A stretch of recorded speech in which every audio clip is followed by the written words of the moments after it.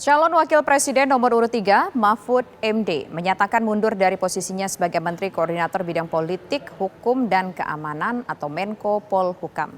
Meski Mahfud belum bertemu dengan Presiden Joko Widodo, tetapi ia telah menyiapkan surat pengunduran diri agar langkahnya keluar dari kabinet secara terhormat dan beretika.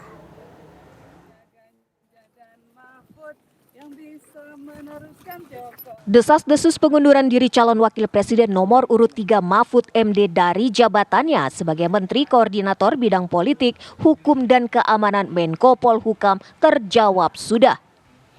Momen ini terjadi di sela-sela kunjungannya di Pura Ulun Danu Tirta Gangga, Kabupaten Lampung. Menurut Mahfud, pengunduran dirinya merupakan kesepakatan dengan Capres nomor urut 3 Ganjar Pranowo. Mahfud mengaku menunggu momentum untuk bersikap atas statusnya dari Kabinet Indonesia Maju. Meski Mahfud belum bertemu dengan Presiden Jokowi, tetapi ia telah menyiapkan surat pengunduran diri agar langkahnya keluar dari kabinet secara terhormat dan beretika. Memang sudah lama bersepakat dengan Pak Ganjar untuk mundur, tapi nunggu momentum. Momentum itu apa? Momentum itu ya satu momen situasi yang tepat, dan itu harus disusun melalui pembicaraan saya dengan Mas Ganjar, dengan partai-partai pengusung yang bekerja sama mengusung Ganjar Pranowo Mahfud, kemudian dengan istana juga. Maka hari ini saya sudah membawa surat untuk Presiden,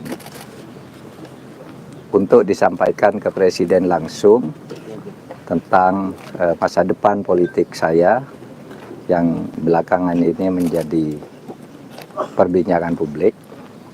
Dan surat ini akan disampaikan begitu saya mendapat jadwal ketemu dengan Presiden, atau bersikap tidak boleh tinggal gelanggang colong pelayu, yaitu tadi karena etika. Etika itu adalah ekspresi dari moral. Etika itu adalah ekspresi dari kejujuran.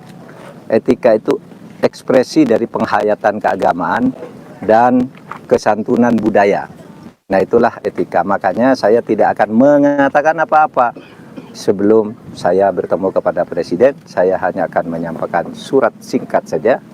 Dengan itu tadi, saya dulu diangkat dengan hormat, menerima pengangkatan dengan hormat.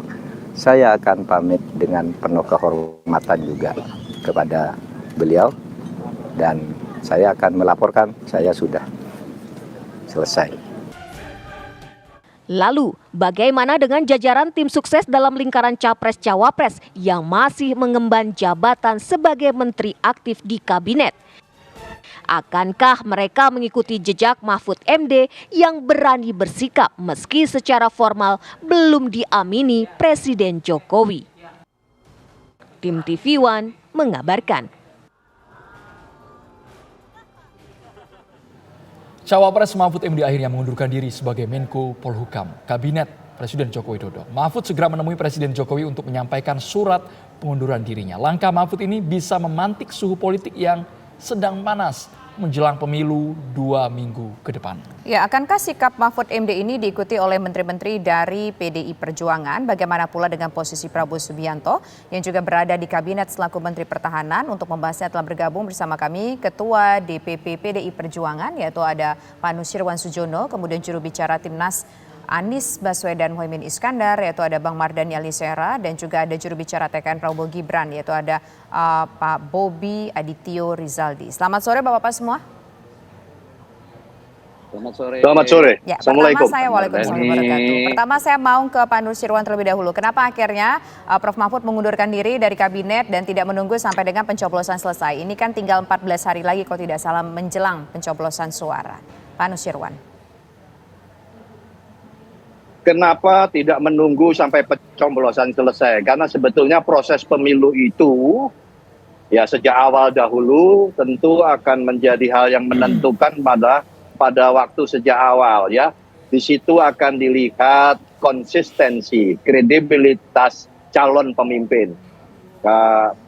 Di situ tidak hanya mengacu kepada aturan apa yang tercantum di dalam ketentuan-ketentuan seseorang yang menjadi calon presiden atau menjadi menteri dan sebagainya. Tapi juga tidak hanya terkait dengan aturan, tetapi juga ada hal yang terkait dengan tata krama, etika, kepatutan. Dan ini tentu akan menjadi pembelajaran bagi rakyat bagaimana menilai seseorang calon pemimpin itu. Dan kalau itu ditanyakan bagaimana dengan calon yang lain, nah itu masing-masing personal yang terkait dengan aturan tentu akan memiliki kelas dan tingkatannya masing-masing di dalam menjaga etika. Kita tentu tidak akan bisa memaksakan kepada pihak lain untuk berbuat yang sama seperti yang ditunjukkan oleh Pak Mahfud. Tapi ini adalah kita pendidikan politik ini berdemokrasi dan kemudian menjadi seorang calon pemimpin. Tentu kita harus mengawalinya lebih dahulu, memberikan bukti terhadap keputusan kebijakan kelak yang akan diambil, apakah memenuhi sebuah kondisi atau persyaratan-persyaratan yang memenuhi etika, memenuhi kepatutan, memenuhi tata krama. Dan memang hal-hal yang saya sebutkan terakhir ini, etika, tata krama, kepatutan, tidak ada di dalam ketentuan, tidak ada di dalam peraturan. Kita semua tahu bahwa untuk menjadi calon presiden itu tidak perlu mundur. Tapi kita semua tahu juga beberapa hari terakhir ini, dan itu sudah dilakukan dengan jelas, kita bisa lihat di media sosial, seperti juga sudah ditegaskan oleh Presiden, dan tampaknya Presiden melakukannya itu dengan sangat konkret di lapangan, karena seorang Presiden bisa boleh berkampanye dan memihak, dan itu tampaknya sudah dijalankan dengan baik. Tapi tentu itu kami akan dengan mengapresiasi yang tinggi terhadap langkah yang dilakukan oleh Pak Mahfud. Beliau tentu juga menempati posisi selaku Menko Polhukam, tapi untuk menjaga image, menjaga pandangan persepsi publik, persepsi rakyat terhadap posisinya, tentu harus itu dibuktikan, tidak hanya sekedar penyampaian di kalam kalimat, orasi dan sebagainya. Inilah langkah yang kami dukung atas keputusan Pak Mahfud untuk mengundurkan diri dari kabinet Indonesia Maju. Baik, demikian. Bang Nusirwan. Kita ke Pak Bobi atau ke Bang Mardhani. Bang Mardhani, apakah sudah tersambung, Bang Mardhani? Bang Mardhani, bagaimana Bang Mardhani? Sudah. Ini Pak Mahfud sudah tegas, sikapnya jelas, memutuskan mundur secara beretika. Kalau di 01 apakah akan juga mengikuti langkah yang sama? Ada menteri-menterinya mungkin di jajaran 01 yang mundur juga. Yang pertama tentu bravo, selamat buat Pak Mahfud yang sudah mengambil keputusan, dan saya apresiasi etikanya. Tidak langsung bicara ke publik, tapi bertemu presiden lebih dahulu, karena memang menteri bagaimanapun pembantu presiden. Tapi kondisi sekarang memang spesial karena ada anak presiden maju di calon wakil presiden, dan presiden menyatakan akan memihak, boleh memihak, kemudian boleh kampanye, akan ada bansos di Februari ini. Jadi memang perlu ada ketegasan dan kejelasan. Dan kami apresiasi betul-betul sikapnya Pak Mahfud MD. Apakah akan diikuti oleh menteri yang lain? Nanti para menteri sendiri yang akan menyampaikan, karena itu adalah etika. Bagaimanapun para menteri tetap pembantu presiden, dan Pak Mahfud sudah menunjukkan etika yang baik, tetapi tetap bisa bersikap tegas, mundur. Begitu. Ya, nah kalau dari 02 sendiri, apakah juga mungkin ada kepikiran Pak Prabowo akan mundur dari kursi menterinya, kemudian atau mungkin juga ada opsi-opsi lainnya dari sejumlah pendukung Pak Prabowo dan Gibran untuk mundur pula dari posisi menteri di kabinet? Pak Bobi. Ya tentu itu tentu tidak, karena seorang menteri itu kan adalah mendukung presiden yang masa pemerintahannya itu baru berakhir nanti di tanggal 20 Oktober tahun 2024. Sehingga masih banyak tanggung jawab dan tugas-tugas yang sesuai dengan yang sudah ditetapkan sebelumnya. Dan kalau dalam konteks ini, ya kami tentu apresiasi kalau misalkan Pak Mahfud memang mengundurkan diri sebagai tokoh bangsa ini juga tentu perlu berterima kasih atas pengabdian beliau. Tapi dalam konteks kontestasi elektoral Pilpres ini tentu hal ini sangat disayangkan karena beliau menjadi menteri itu PR-nya masih banyak sekali dan ini sudah jelas ada RPJMN di 2020-2024. Contohnya soal hal-hal yang diperdebatkan di dalam kontestasi ini, misalkan bagaimana membangun keamanan cyber. Di RPJMN itu major project yang paling besar yaitu BSSN dengan membuat CSIRT-nya itu adalah di Kemenko Polhukam dan itu belum diselesaikan oleh Pak Mahfud. Lantas juga dari sektor poros maritim, visi itu adalah juga dikontestasikan di dalam misi dan visi beliau sebagai wakil presiden.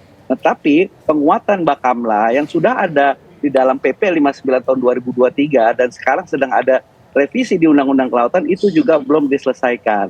Nah lantas juga banyak lagi halnya seperti amanah Undang-Undang Ciptaker itu ada Undang-Undang Penyiaran, Undang-Undang Telekomunikasi. Jadi kalau dalam hal kepemimpinan politik ini mungkin bisa menjadi pelajaran buat publik bahwa beliau tidak menyelesaikan tugasnya. Nah, hal ini adalah hak dari beliau sendiri untuk mengundurkan diri. Saya rasa pemerintah dan Presiden Jokowi juga tidak masalah, itu bisa digantikan oleh siapa saja.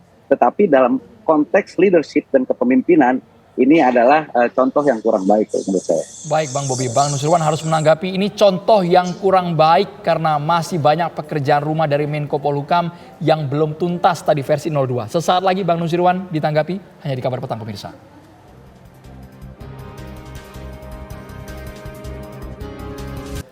Kita langsung ke Bang Nusirwan, apa yang dikatakan oleh 02 tadi Bang Nusirwan. Rasanya kurang elok Bang, kurang pantas kalau pekerjaan rumahnya masih banyak tetapi sudah memutuskan untuk mengundurkan diri dari Kabinet Joko Widodo. Bang Nusirwan.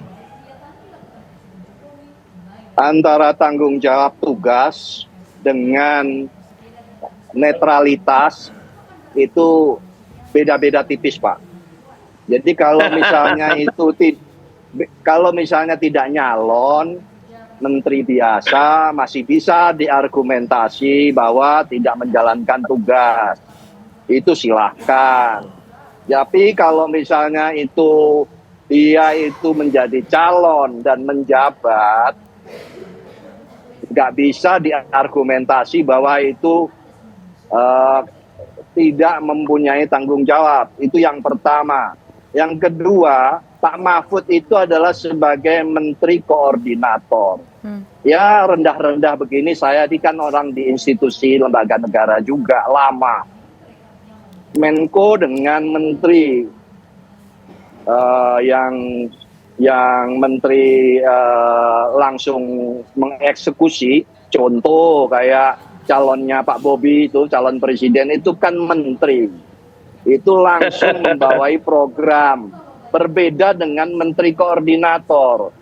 Jadi bedakan antara yang menjadi calon dengan yang tidak menjadi calon. Okay. Ini dari sisi tinjauan masih punya tanggung jawab. Mungkin iya. Tapi sebagai sebuah tanggung jawab moral untuk tampil dengan clean, tampil dengan clear dan netral, ya silahkan saja kalau itu dinilai tidak menyelesaikan tugas. Toh kalau misalnya menyelesaikan tugas tapi juga tugas yang dijalankan juga tidak jelas, amburadul semua, itu juga tidak baik. Bahkan nanti malah memanfaatkan positioningnya, itu tanggapan kami. Okay. Jadi tentu kalau kami itu adalah sebuah pertanggungjawaban moral, kepatutan. Dan kalau misalnya masih tetap menjabat tapi bekerja penuh untuk campaign, itu kan juga penilaiannya menjadi tidak baik. Kalau itu ya sudahlah, kalau memang tidak mau mundur ya tidak apa-apa, itu nanti kita serahkan kepada rakyat untuk menilai saja apakah dia lari dari tanggung jawab atau memanfaatkan posisinya sebagai menteri. Itu yang menilai rakyat saja, kan itu ringan untuk penilaian tersebut. Kalau saya tentu atau Pak Bobi tentu berargumentasi seperti calonnya masing-masing. Tapi kita serahkan saja kepada rakyat, dan yang penting selain kita menyerahkan kepada rakyat, kita bertanggung jawab di dalam hal pendidikan politik rakyat. Itu yang paling penting. Dan itu pembelajaran tersebut sudah dilakukan. Ya, Pak Nusirwan, kalau seandainya ini mengguncang pemerintahan dengan keluarnya Pak Mahfud menjelang pemungutan suara, 2 minggu menjelang pemungutan suara, apa kemudian respon dari PDIP? Apakah ini bisa membuat ketidakstabilan pemerintah, Pak Nusirwan? Sebuah pemerintahan itu kan sistem ya, bukan personal ya. Jadi kalau itu stabilitas, kegoncangan dan sebagainya, tentu tergantung dari pimpinan nasionalnya di dalam mengelola seluruh penugasan di pemerintahan ya. Karena bagaimanapun, nah itulah maka sebetulnya termasuk juga kepala pemerintahan yang dalam hal ini presiden, dan harapannya tentu ucapan netral itu bisa terwujud tidak hanya di kalimat tapi juga konkret di lapangan. Dan kami juga menilai Pak Mahfud juga tampaknya membaca kami semua atas statement bahwa boleh berkampanye dan boleh memihak. Ini tentunya juga menjadi catatan khusus ya, daripada kita hanyut di dalam sebuah langkah yang menurut kami itu tidak tepat, maka dengan risiko mungkin tidak memanfaatkan posisi ya tidak apa-apa. Itu sebuah sikap keputusan yang kita Pak Mahfud ambil, dan itu atas persetujuan dan konsultasi, dan sudah disampaikan oleh Pak Mahfud itu tidak langsung demikian, tapi sudah melewati proses yang seharusnya dilakukan dengan melakukan konsultasi dari berbagai pihak. Bang Nusirwan, Bang Mardhani dan juga Bang Bobi, kita akan simak bersama sebelum kita lanjutkan dialog. Ini ada pernyataan, respons dari Presiden Joko Widodo yang mengatakan menghargai apapun keputusan Mahfud MD, termasuk jika ingin keluar dari Kabinet Indonesia Maju. Mundur yang ini Pak Mahfud MD. Pak Mahfud MD tanggapannya gimana? Pak Mahfud MD. Itu hak, dan saya sangat menghargai. Sampai detik ini saya belum mendapatkan laporan. Ya. Kabinet solid Pak. Sangat solid. Baik, itu respons dari Presiden Joko Widodo. Bang Mardhani ingin komentar? Bang Mardhani, hargai keputusan dari Prof Mahfud MD. Iya, tentu itu bagian dari respon normatif ya. Walaupun kalau pandangan saya, seorang Menko itu menteri yang sangat senior dan dipercaya oleh Presiden. Dan memang belakangan ini ada beberapa langkah Presiden yang dalam tanda kutip oleh publik banyak disorot ya. Seperti pernyataan bisa memihak, dan boleh kampanye. Benar, tetapi mudaratnya banyak sekali. Karena Presiden itu harus dipahami, dia bukan pribadi, dia institusi. Tidur sekalipun Presiden itu tetap harus dijaga oleh Pas Pampres. Tetap dalam sistem, karena beliau pimpinan tertinggi pemerintahan dan kepala negara.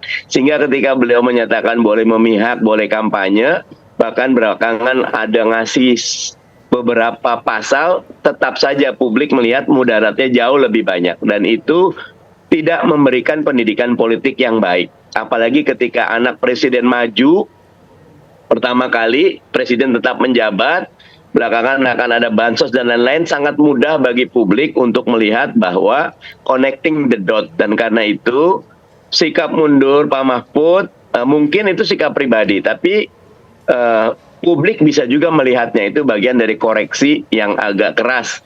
Dan siapa tahu akan ada mundur yang lain yang itu bisa menjadi masukan untuk presiden agar bersikap lebih negarawan, agar bersikap lebih mementingkan bangsa dan negara ketimbang sibuk memikirkan kelompok.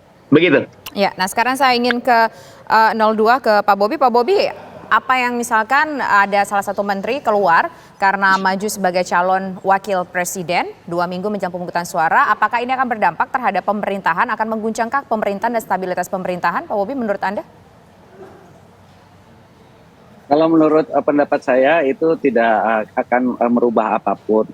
Kinerja kabinet itu akan tetap solid karena itu adalah posisi yang tergantikan, bukan suatu posisi sentral, karena itu kan appointed official, bukan elected official. Kalau elected official seperti presiden, anggota DPR, ketua DPR, itu mungkin bisa menimbulkan kegaduhan. Tapi kalau ini appointed, ini tidak akan membuat kegaduhan. Saya justru salut kepada menteri-menteri dari paslon 01 yang walaupun berbeda tetapi tetap profesional dalam menjalankan pekerjaannya. Ini kan ada upaya seolah-olah ingin mendikotomikan antara netral atau tidak netral. Sedangkan pemilu ini adalah klaster tersendiri, di mana ada undang-undangnya sendiri, ada pengadilannya sendiri, ada penyelenggaranya sendiri.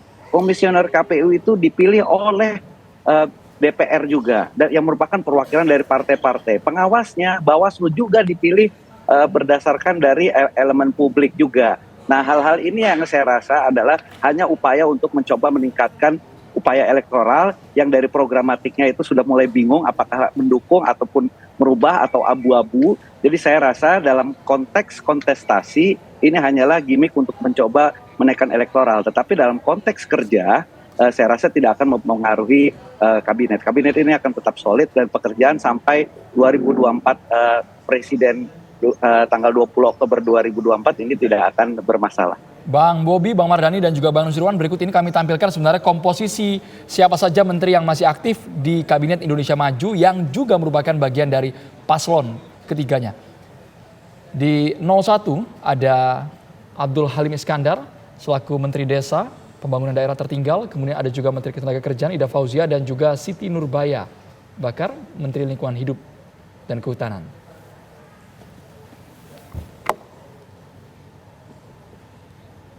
Kemudian pemirsa di 02 yang mendukung Prabowo Gibran, ada beberapa nama menteri, yaitu tentu saja ada nama Prabowo Subianto sebagai Menteri Pertahanan yang juga tentu menjadi calon presiden. Kemudian kita juga melihat pemirsa ada nama Zulkifli Hasan, kemudian ada nama Erick Thohir, Bahlil Lahadalia, Budi Aris Setiadi.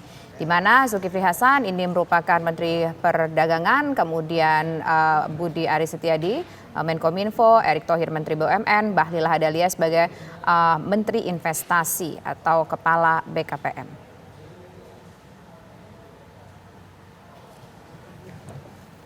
Kemudian di 03 ada Prof. Mahfud MD yang sudah menyatakan mengundurkan diri meskipun akan memberikan surat secara formal. Kemudian ada Yasona Lauli Menkumham, ada Tri Risma Harini Mensos, dan juga ada Teten Mas Duki selaku Menteri Koperasi dan UKM.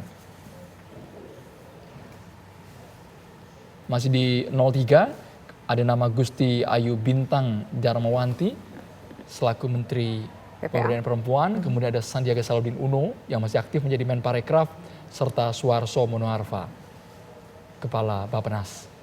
Secara aturan atau regulasi memang jelas mereka boleh mengambil hak cuti untuk berkampanye. Tapi mungkin tidak, Bang Nusirwan. Menteri-menteri lain yang tadi sudah kami tampilkan itu juga mengikuti jejak Prof. Mahfud. Tadi masih ada daftar nama yang dikategorikan masih aktif di jabatannya. Bang Nusirwan.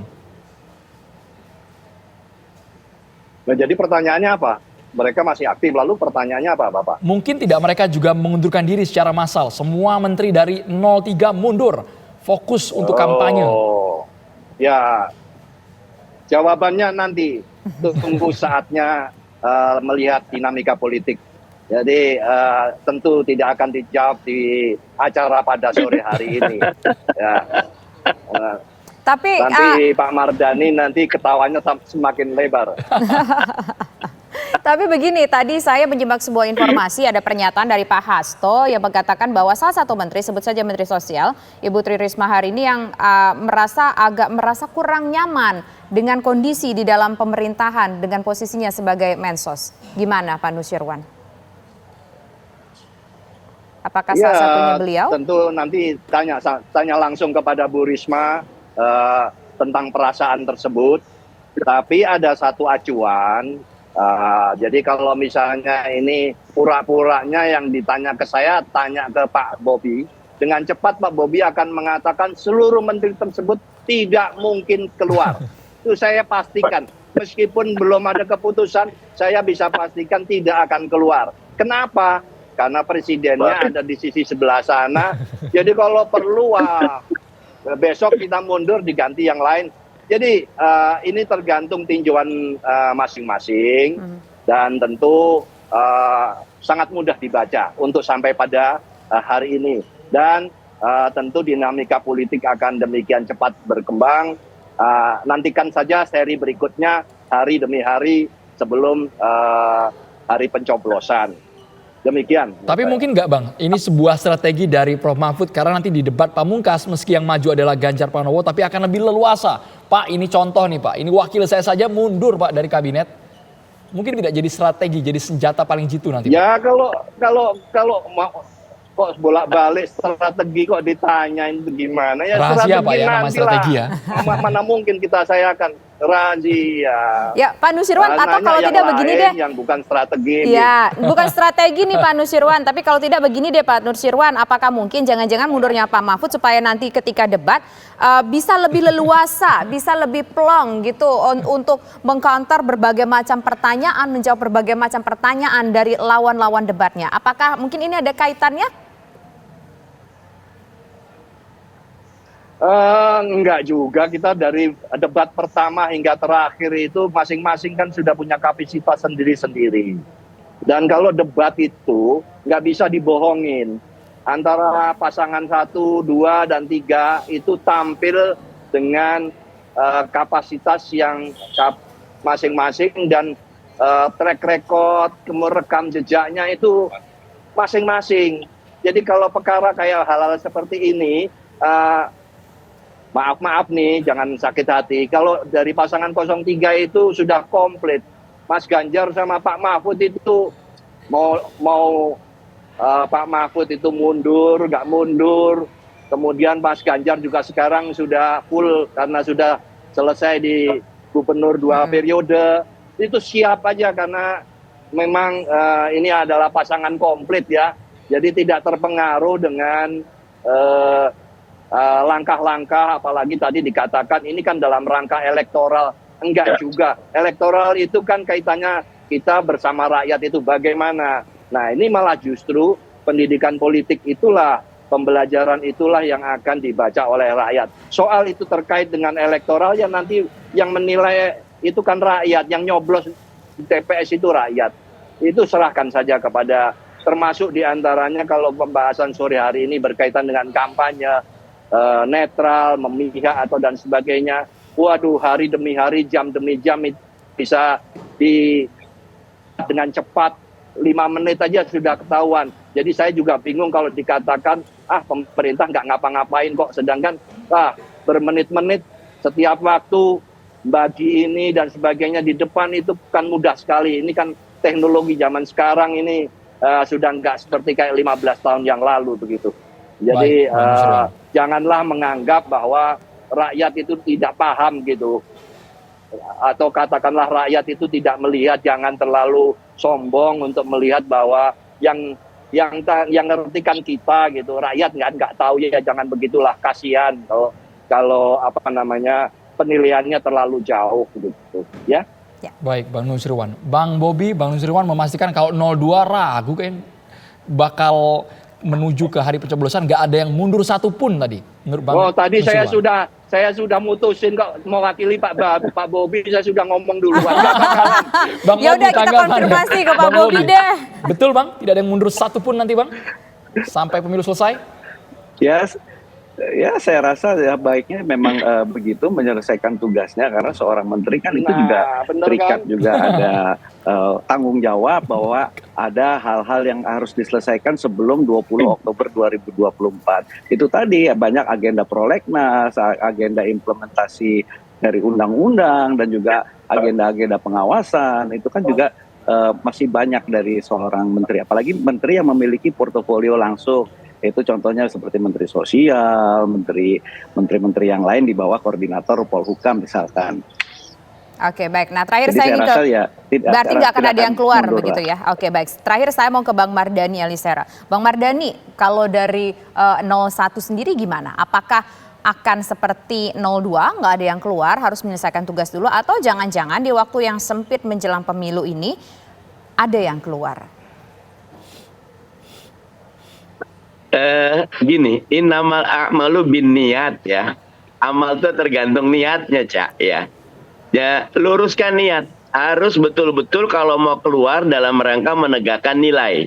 Misal ada intervensi presiden, ada kebijakan presiden yang melenceng, ada tanda-tanda presiden mau melanggar konstitusi, ada kerja presiden yang tidak adil, ada tanda-tanda lagi presiden memihak tanpa transparansi, apalagi kampanye tanpa cuti, angkat 2 jari segala macam. Kalau itu maka harus dibuat keputusan, dan itu babnya bab integritas, bab etika. Nah, tapi kalau ternyata presiden tetap dalam jalurnya, yang mau bekerja juga seperti Bobi tadi bilang, karena ini amanah. Tapi kalaupun sudah tidak merasa nyaman karena ada portofolionya yang harus dikerjakan, diambil oleh orang lain, dikerjakan oleh pihak lain, dan buat saya kalau mau mundur monggo. 01 menyerahkan kepada menteri, kebetulan dari PKS tidak ada ya, karena PKS kan oposisi ya. Nah, teman-teman Nasdem sih seingat saya sudah mengatakan memang yang menteri akan full mendukung Jokowi sampai di 20 Oktober 2024. Mungkin itu komitmen mereka. Begitu. Baik. Terima kasih Bang Mardhani Alisera, Bang Nusirwan, dan juga Bang Bobi sudah bergabung di Kabar Petang. Enak kan kalau sama-sama senyum, tidak ada yang baperan, ini enak ya Tisa ya? Enak banget. Mudah-mudahan juga nanti ke belakangnya semuanya senyum, begitu semuanya senang, semuanya gembira, dan pemilunya damai begitu Andro. Yang menang sih yang gembira tentunya. Tentu saja. Dan pemirsa, sebuah gerakan bernama Salam 4 Jari tiba-tiba muncul di tengah pertarungan 3 pasangan Capres, Cawapres. Informasinya usai jeda berikut.